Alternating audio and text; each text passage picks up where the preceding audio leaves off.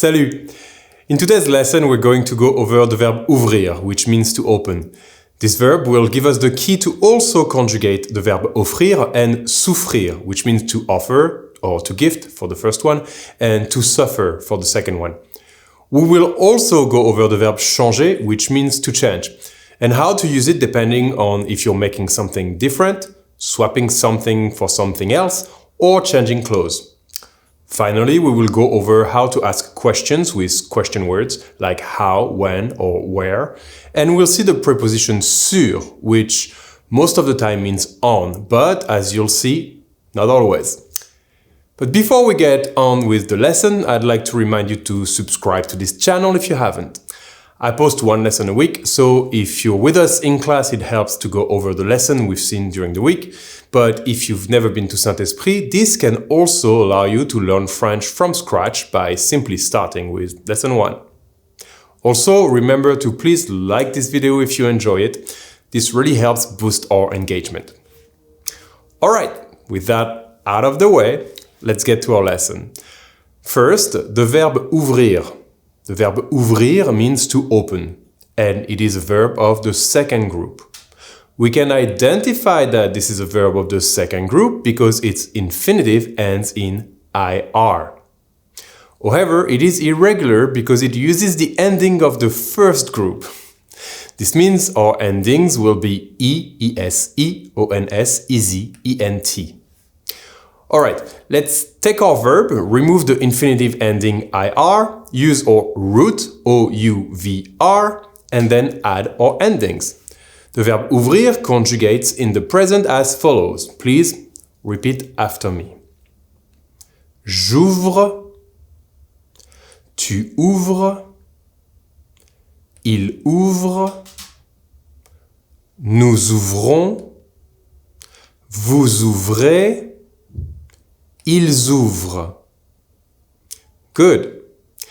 The verb ouvrir can have a direct object, like in the sentence, elle ouvre la porte, which means she opens the door. And it can have a direct and an indirect object at the same time, like in the sentence, elle ouvre la porte à Fred, which means she opens the door to Fred. A quick test on your direct and indirect object pronouns. How would you make this sentence with pronouns? Meaning instead of she opens the door to Fred, how would you say in French, she opens it to him? I'll give you 3 seconds to figure it out. 2, 3. In French, it would be elle, la, lui, ouvre. Remember, we will practice our object pronouns all throughout the year now. So if you need to remember how to use them, you can always go back to lesson 15 and 16. Alright, the conjugation of the verb ouvrir also works for the verb offrir and souffrir. This means that our verb offrir, which means to offer or to gift, will be conjugated as follows. Repeat after me.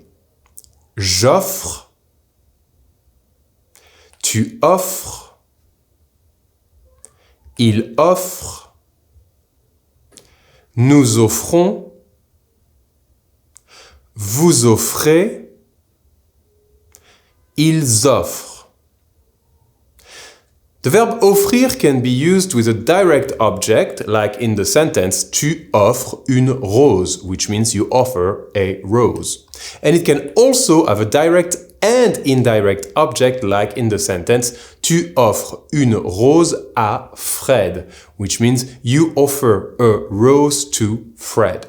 Another quick test. Can you make this sentence with pronouns and translate you offer it to him? I'll give you 3 seconds again. 2, 3.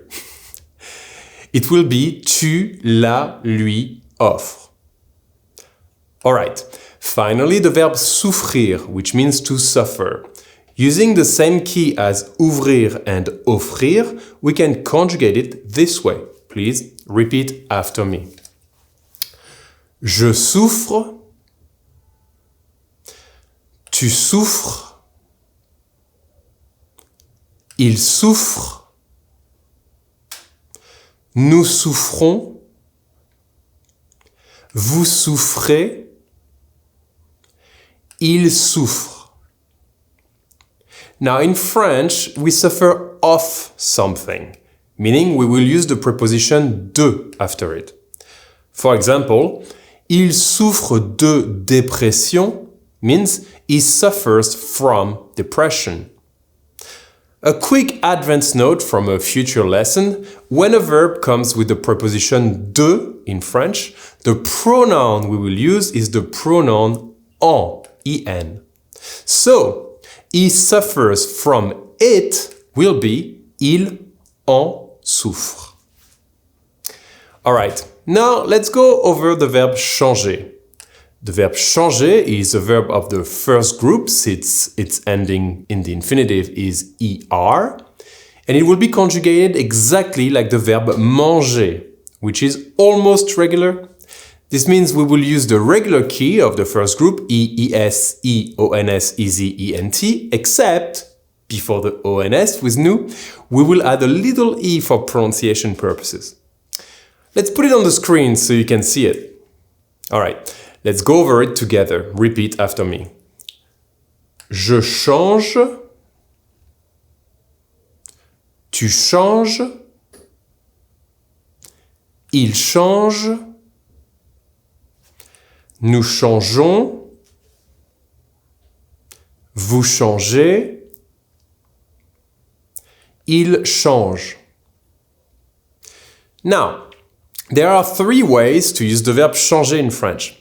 First, you can change money, which in French is changer de l'argent.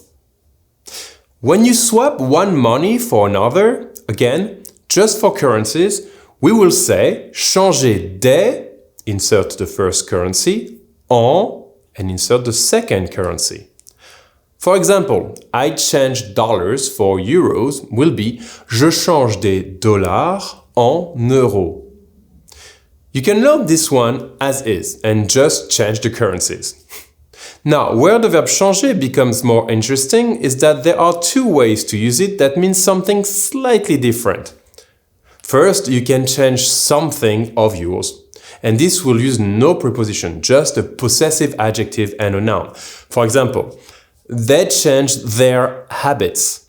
In French would be ils changent leurs habitudes, or I change my projects will be je change mes projets. Now, using this form, most of the time what you mean is that you're making something of yours different. Now, if you want to mean that you are swapping or switching something for another one, you will use the verb changer with the preposition de. For example, I'm changing banks or I'm switching banks will be je change de banque. You'll notice that in English you use the plural banks, meaning you see both banks as the object. While in French it will be singular. We're changing to this one new bank. The only exception is if you're switching several things for several new things. For example, she's switching friends will be elle change d'amis, plural, because she swaps friends, plural, for new friends, plural. Oh, and one last thing. Remember that the reflexive verb se changer exists, and it means to change your clothes in general, not a shoe or a shirt, just changing your clothes. So for example, je me change means I'm changing my clothes. Like for example, if you went to the gym and you need to go out, you can say je me change. Alright, we're almost done with today's lesson. All we need to see now is how to make questions with question words and the preposition sur. This should be pretty straightforward, so bear with me for another 2-3 minutes. First, the question words are as follows. How is comment. How much or how many is combien. When is quand. Why is pourquoi. What is que, but only when making a sentence. The word what by itself is quoi. Where is où. Now all you have to do is invert your subject and verb after this word. It's that simple. Here's an example to show you. You eat in French is tu manges. Tu is our subject, and mange is our verb. Alright, using the simple inversion to make the indicative sentence you eat into the question are you eating, as we've seen before, we can say manges-tu? So far, nothing crazy, right? Well, to turn this sentence into how do you eat, all you have to do is add the word comment for how, and then use the same subject-verb inversion after it. This means you can just say comment manges-tu? This works with all the questioned words I just listed. Here's another example. When are you eating will be quand manges-tu? Now, there are different oral forms, but they're all different depending on the question word. So trust me when I tell you, this is not only the proper way, but it is the easier way. So you should learn that one. There are some oral examples in the note if you really want to learn them. And of course, you should already have downloaded them by clicking the link below. But in case you didn't, here's a reminder. There is a link to the notes in the description right under this video. Alright, my final point, the preposition sur.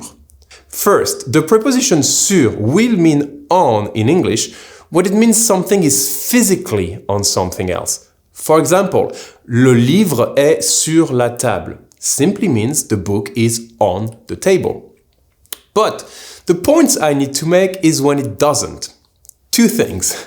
First, when talking about transportations. You guys are on a lot of things. Well, in French it's easy. If it has doors, you are inside it, not on top of it. So we will use dans.